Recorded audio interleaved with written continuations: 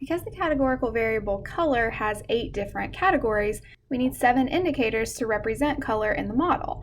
So each of those indicators has its own t ratio, but that's not really testing color as a whole. That's just testing how that individual color relates back to the baseline k. So let's say that we want to test color as a whole and whether it's useful in the model. So we've already talked about how if we want to test more than one parameter at a time, that we need to do an f-test. And this is specifically called a partial f-test because we are testing multiple parameters at once, but we're not testing all the parameters in the model, right? Because we're not looking at size right now. We just want to look at all the indicators for color. So the way this works is it considers removing several terms from the model at once, in this case all of the indicators for color, and then it compares the R² for the full model, the one that includes both color and size, to the reduced model, the one that includes only size. So the numerator of this F statistic, there's actually several ways we can write this F statistic, but I think conceptually this is the most helpful one, is to look at the increase in R². So basically this increase in R² is saying how much does it help to add all of these color indicators, right? How much variability is explained that wouldn't be if we only had size in the model. And then the D here is the difference in the number of parameters. So this is the difference in the number of parameters comparing the full model, the one that includes both size and color, to the reduced model, which only includes size. So in this example, our D is going to be 7, and that's because we have 7 indicators for color, right? So we're thinking about these 7 indicators and how much it's going to change if we take them out or put them back in, right? What effect does that have on R², the amount of variability explained? So you can sort of think about it as like the increase in R² per parameter, right? How much benefit are we getting per each parameter that's being added to the model? So this partial f-test is what's being shown up here in the effect test table. So when we look at this F ratio and p-value here, that's testing all of the color indicators at once. And you can tell that that's what they're doing because the degrees of freedom is 7, right? We're testing all 7 of those indicators. So we end up with an F statistic of 179.53, and that's a very small p-value, less than 0.0001.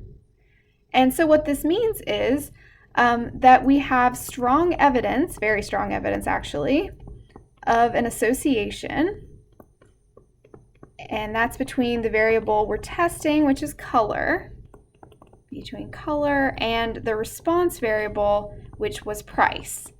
But remember, this is still multiple regression, so we have to think about controlling for those other variables in the model. So we could say after adjusting for size.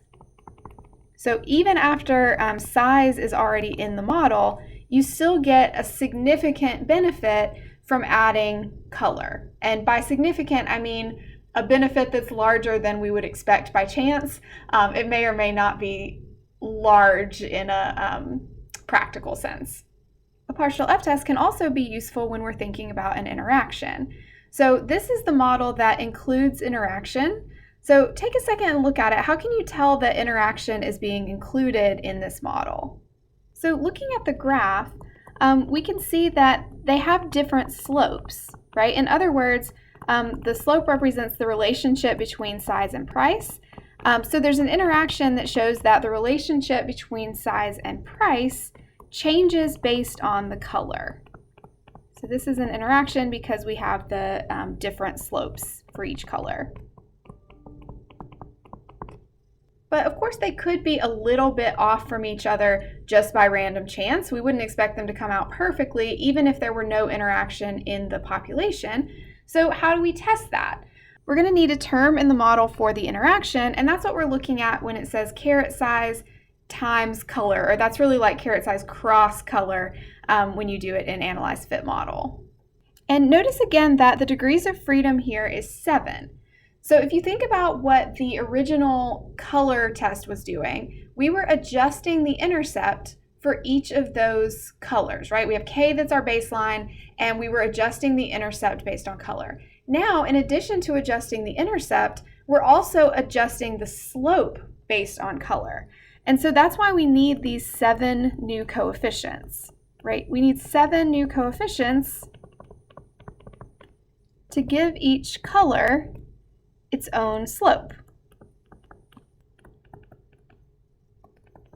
So in addition to adjusting the intercepts, we're also adjusting the slopes here.